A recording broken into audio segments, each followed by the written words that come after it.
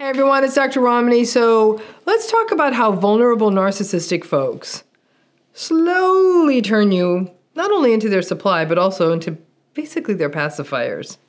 So vulnerable narcissism, some of you may call this covert narcissism, some of you might call it neurotic narcissism. It's the less known but more vexing form of narcissism in relationships, so more and more people know what it is now.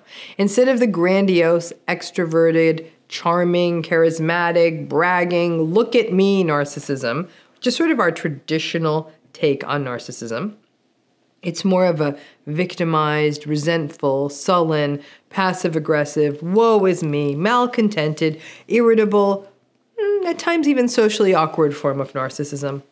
Vulnerable narcissistic folks also have some abandonment fears and will constantly test the other person in the relationship as well. Grandiose narcissistic people at first may inspire attraction by us, right? And then over time, as we get to know them, and we might start rolling our eyes at them in annoyance, but they can be fun too. Malignant narcissistic folks, by and large, inspire fear. Vulnerable narcissistic folks tend to inspire pity. They lack the shine or the menace of the other forms of narcissism, but that also makes this more complicated.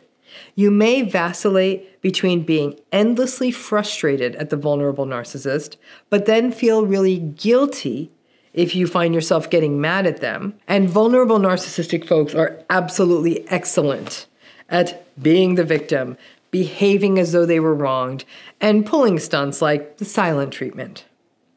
You're with me so far, right? And I have no doubt that more than a few of you are in these kinds of relationships.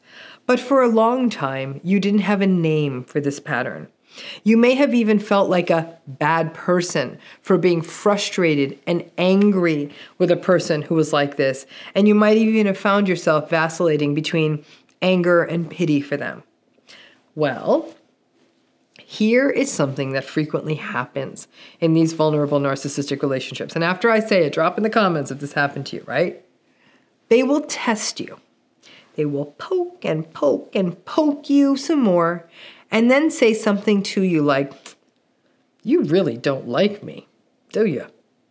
Or, you don't want me to be here. Or, you can't stand this family, right? Or, you think I'm a loser, right? Something in that vein. Most of the time, sadly and interestingly, they're right. You don't like them. You don't want to be there. You don't like the family. And yeah, you do think, well, loser's not a nice word, but yeah, loser, or definitely not a solid person. But you, as an empathic soul, don't want to say something hurtful like that to them because it's not nice. And again, it's hurtful. So you might end up falling down the reassuring rabbit hole of course, I like you. I love you.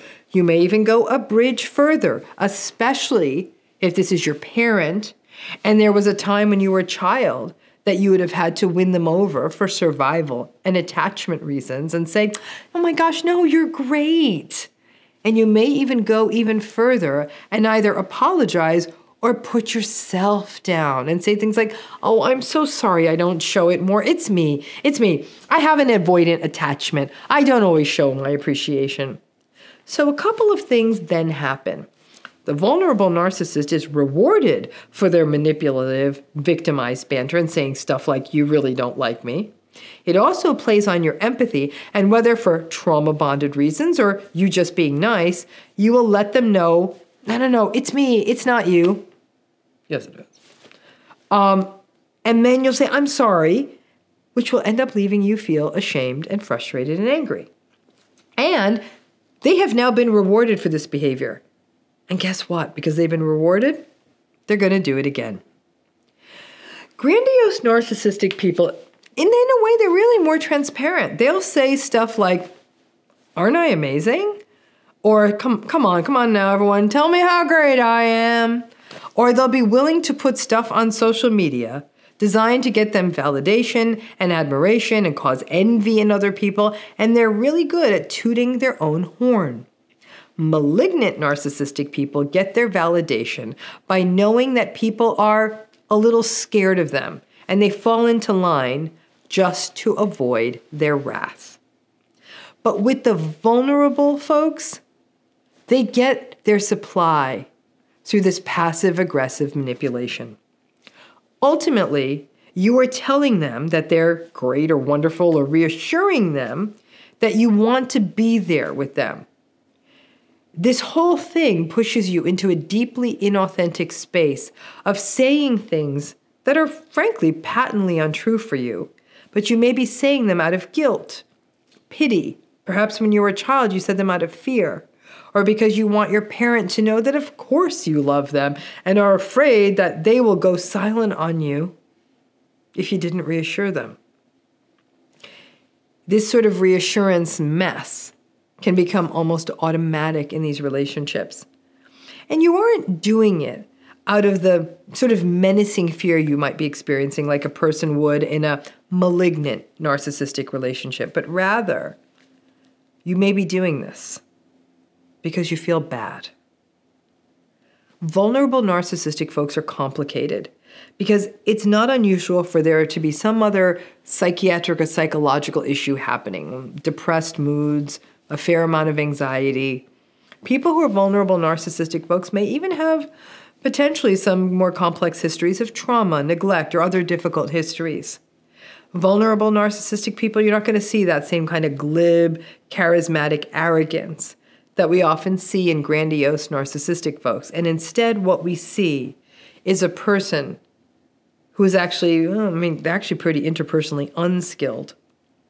So while the grandiose narcissistic person can get supply in a variety of ways by posturing and trumpeting and exaggerating or lying about their achievements, they do things like flirt and they post nonsense on social media or pursue fame or notoriety or spend lots of money. Whatever they need to get attention. A vulnerable narcissistic person will engage in lots of reassurance seeking. And that reassurance seeking can devolve into manipulation. So to get that supply of somebody telling the vulnerable narcissist, we like you, or you're good, you're fine, it has to turn into a more victimized positioning of an accusation of saying something like, well, you don't like me. That puts the other person on the defensive and gets the vulnerable narcissist the answer they want. Over time, the people around the vulnerable narcissistic person will have a complex mix of emotions, including resentment, pity, exhaustion, and certainly don't enjoy spending time with them. And it gets perceived and it turns into these sad statements that the vulnerable narcissistic person picks up on, and that can keep you stuck in a loop forever. Most people say that getting out of a relationship with any narcissist is hard, but getting out of a relationship with someone who's a vulnerable narcissist is much more difficult because the kindest parts of you may find it hard to dislodge yourself. And frankly, a narcissistic relationship or system is no place to speak your truth. It's pointless, and it just ends up stoking dysfunctional flames. So when they tell you, you don't like me, or you don't like this family, or you resent me, it's the most difficult balancing act. Answering truthfully is pointless and saying, no, I don't like you. But whatever empty reassurance you have to offer, remember at least that it is a signal about how one-sided this relationship is. And if you do feel that you need to keep engaging in it, hold tight onto those slippery rocks of radical acceptance and recognize that no matter how many times you cross your fingers behind your back and tell them, of course I like ya. Of course I like spending time with you. They're going to keep accusing you of otherwise. It's sort of a victimized form of gaslighting, having someone tell you how you feel. But it hits a little close to home because it's true and may actually not be gaslighting if they're kind of landing on something that is actually quite true, but you know it's not comfortable or even sensible to express it. But it also illuminates how we get sucked so deep into these relationships, or if it is family, can find it almost impossible to ever set a boundary or disengage in a manner that feels healthy.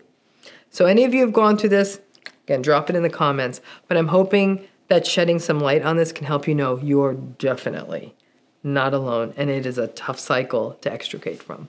Thanks again.